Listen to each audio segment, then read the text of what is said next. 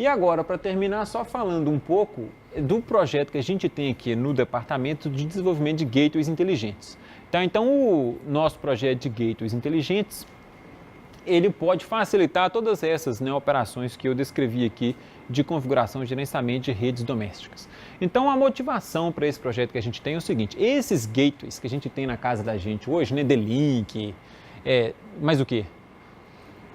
O meu é D-Link, mas tem uns outros aí. Como é que é?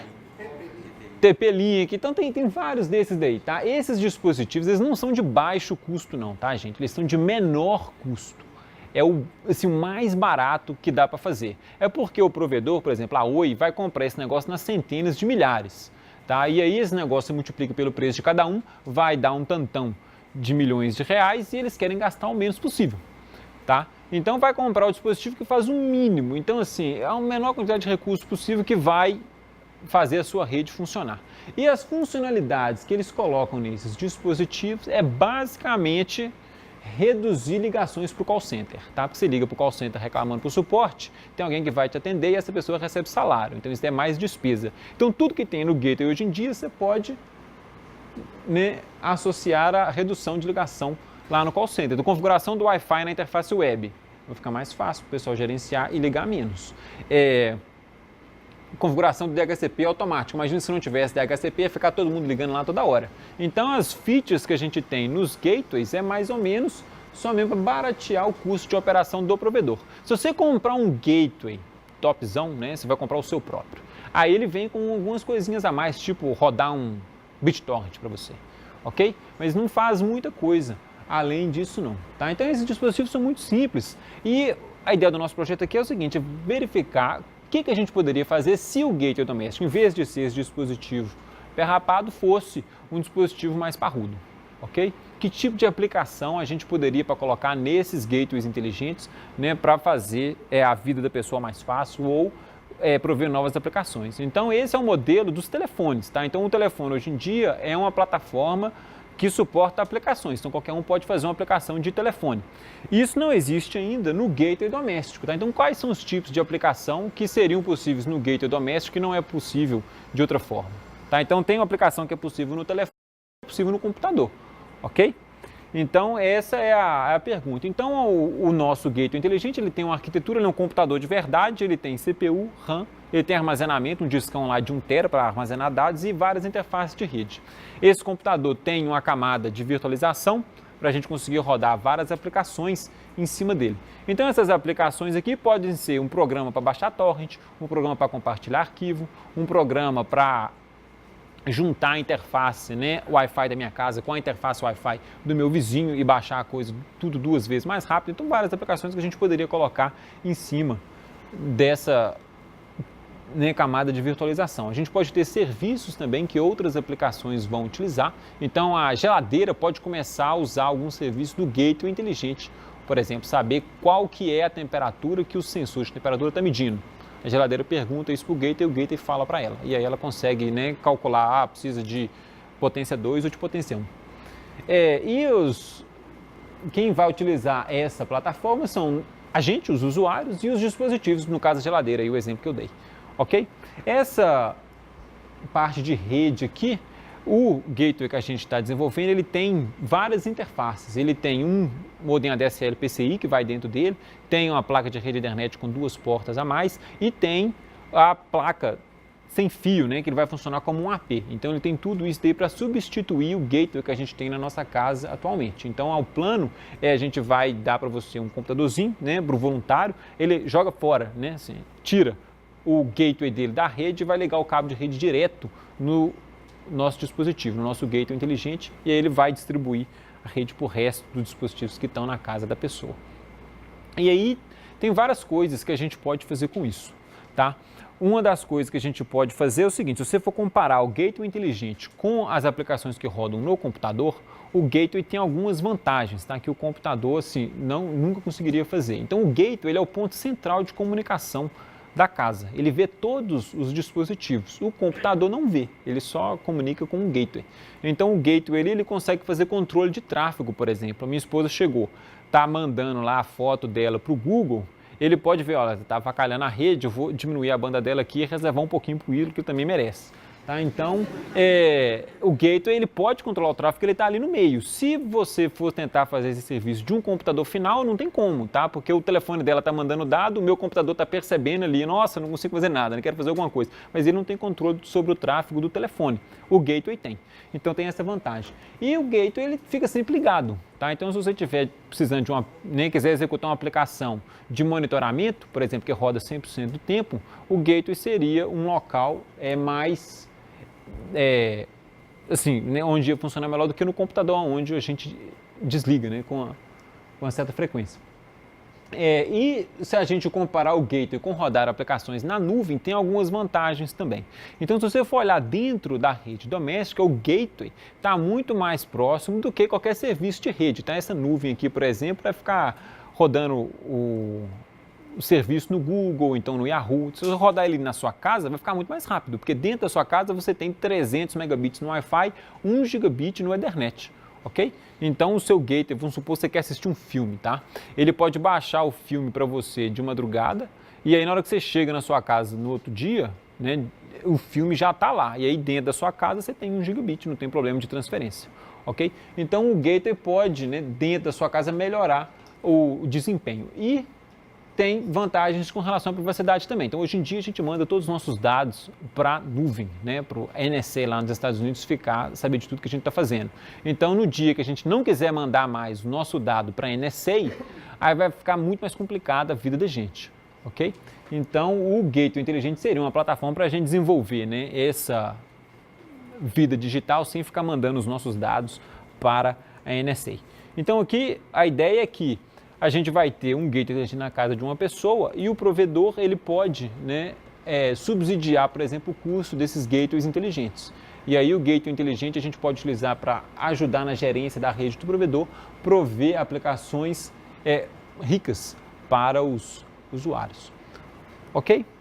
Então, era isso que eu tinha falado do projeto, né? Esse paradigma de computação aqui, a gente chama de computação na neblina, porque tem a computação na nuvem, que é o que fica lá no servidor do Google, por exemplo, tem a computação local, que é o que roda no seu computador, e tem a computação na neblina, que fica ali no meio do caminho, ok? Então tem esse termo em inglês, chama de Fog Mist Computing. Mas, quer dizer, a ideia é rodar nessas aplicações mais próximas dos usuários aqui. Ok? Gente, então era isso. Eu deixei um tempo aí para o final para a gente, né, discutir, para ver se vocês têm algum problema aí na rede de vocês. Aí o exemplo real é sempre mais interessante. Ok? Se alguém tiver alguma pergunta. A pergunta dele é o seguinte: ele tem 2 roteadores sem fio, um deles está em modo ponte, está meio que repetindo o sinal do outro. Eu até, assim, eu não coloquei muito slide de rede sem fio, porque eu não sou um mega especialista da rede sem fio do departamento. Tem vários outros professores aqui que mexem com isso, mas o negócio é mais rede cabeada. Mas o que eu imagino que está acontecendo aí pode ser algum problema de autenticação, porque você conecta o seu dispositivo num roteador, aí na hora que você faz a autenticação, ela vai levar em consideração o endereço físico, né, do roteador no qual você acabou de fazer a autenticação aqui. Na hora que você muda para outro lugar da casa, por exemplo, vai ver ele continua tentando comunicar com o primeiro roteador, que é esse endereço físico, ok? Então você talvez tenha de configurar um mecanismo de handover, para na hora que você mudar de local da casa, esse ponto de acesso aqui passar, né, o seu computador para o outro ponto de acesso, e aí o acesso melhora. E com relação à rede sem fio, só para completar, né? Tem 2 jeitos de melhorar. O primeiro é reduzir a interferência. Então você pode, hoje em dia, tem no telefone, você baixa o programa chamado Wi-Fi Analyzer, por exemplo, Spectrum Analyzer. Ele vai te falar quantas redes tem em cada canal, né, do Wi-Fi. Aí vamos supor que está todo mundo na faixa do espectro lá, usando um pedacinho aqui do espectro do Wi-Fi e o outro estiver mais vazio, você pode reconfigurar o seu gateway. Tem lá uma configuração de canal, é um número, tá? Vai de 1 até 11. Aí você muda o canal dele e aí pode melhorar a rede, porque vai diminuir a interferência, tem menos pessoas, né, usando aquela parte ali do espectro, então isso daí vale a pena fazer. A outra coisa que a gente pode fazer é melhorar a potência, que é isso daí que você tentou fazer, tá? Então você coloca o dispositivo mais próximo do ponto de acesso, então isso daí melhora também. E a terceira opção para melhorar o Wi-Fi é puxar cabo. A pergunta dele é se você tem dois provedores, você tem um computador, por exemplo, e quer acessar serviços, né, diferentes através de provedores diferentes, como fazer um balanceamento de carga, ok? Para você fazer isso, você vai ter de mudar a configuração de roteamento no seu computador, tá? Assim, eu estou imaginando que você tem dois roteadores, dois gateways na sua casa. Então, o seu computador ele conhece os dois gateways. Você pode escolher para qual gateway mandar. Então, tem um gateway da Oi, tem um gateway da GVT. Então, o computador da gente, ele tem uma tabela de rotas, tá? Deixa eu mostrar para você. Aqui não tem internet, vai ver, não vai dar para ver nada, tá? Deixa eu aumentar o tamanho desse trem aqui. Ele tem uma tabela de rotas que indica para onde que ele manda cada dado. Então aqui, como não tem rede, não tem muita regra não. Não dá para ver nada, deixa para lá. Mas o que ele faz é o seguinte, ele olha primeiro para quem que ele está mandando o dado, ok? E para cada destino, né, para quem que ele está mandando, ele tem configurado qual que é o próximo roteador para quem que ele tem que mandar o dado. Então, vamos supor que você quer que o Facebook vá pela Oi e que o Gmail vá pela GVT. Então, você configura lá a sua tabela de roteamento, eu quero que o destino Facebook você manda para o gateway da Oi, que é um IP, né, que vai tratar de encaminhar o dado, e o dado do Gmail você configura o próximo computador na rota como sendo o gateway da GVT. Ele trata de encaminhar também. Então, você teria de fazer isso no seu computador. Isso seria uma configuração meio manual. Você pode fazer também, assim, usar alguma aplicação mais para fazer isso automaticamente, entendeu? Porque você ficar configurando isso daí na mão toda hora é meio sofrível. Então, dependendo, você pode fazer uma configuração mais dinâmica. Tem um outro programa que fica configurando essas regras para você, entendeu? Mas a regra basicamente é essa. Você vê qual que é o destino e aí você escolhe para onde que você vai mandar. Aí o seu computador manda o dado, entendeu? O computador mandou o dado, ele, né, vai chegar lá no serviço e vai voltar para você depois. Você configura local. Tá, a pergunta dele é, se eu entendi correto, tá? Me corrija se estiver errado. Se você quer rodar um serviço dentro da sua casa, por exemplo, você quer colocar um servidor web de teste lá, para você acessar remotamente, como que você dá um nome para esse serviço, para você conseguir acessar ele, por exemplo, minhacasa.meunome.com, é isso? Tá, então aí tem um problema que é o seguinte, se eu voltar aqui no slide para mostrar para vocês, é que o IP do gateway da gente, ele muda toda hora, tá? Então aquele 201 aqui, ó, 142.68.33, esse número muda, tá? Com uma certa frequência. Então, sei lá, toda vez que o seu gateway desliga e liga de novo, você pega um diferente. Dependendo do seu provedor, a cada 5 dias ele troca o seu IP também. Então, como esse número muda, você não pode configurar o nome só uma vez, ok? Porque o nome é uma configuração de DNS, tá? Isso não é muito complicado não. O DNS você vai falar, olha, para esse nome eu quero esse IP. O problema é que o IP muda toda hora. Então, para você fazer isso funcionar na sua casa, como o IP é dinâmico, você vai ter de ter um programa que atualiza esse mapeamento frequentemente, tá? Então, esse programa já existe, você instala ele no seu computador e aí de tempos em tempos ele fica, né, chamando o servidor DNS lá que você tem para atualizar esse IP que está lá. Então, o IP fica sempre atualizado se você rodar esse programa, você pode fazer isso. Aí, você tem de ter um servidor DNS seu na nuvem, ok? Né, que vai fazer essa tradução de nome.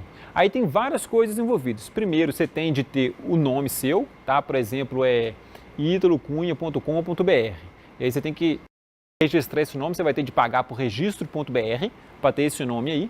E aí depois você tem de configurar o servidor que vai, né, responder por esse nome. E aí o seu programa lá no seu computador que atualiza o IP vai conversar com esse servidor DNS.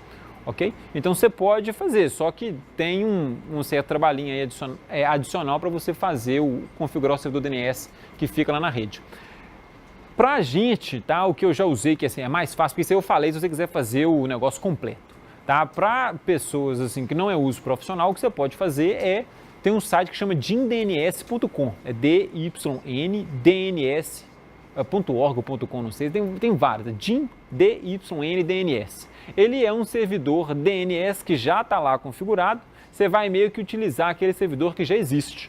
E aí você vai pegar, por exemplo, o seu endereço vai ser do tipo assim, se fosse o meu caso, né, italocunha.dymdns.com. entendeu? Então eu vou estar utilizando como se fosse um subdomínio desse DIN-DNS.com. Então esse daí seria o jeito comum. Aí o DIN-DNS tem um programinha que fica atualizando o servidor DNS remoto. Ok?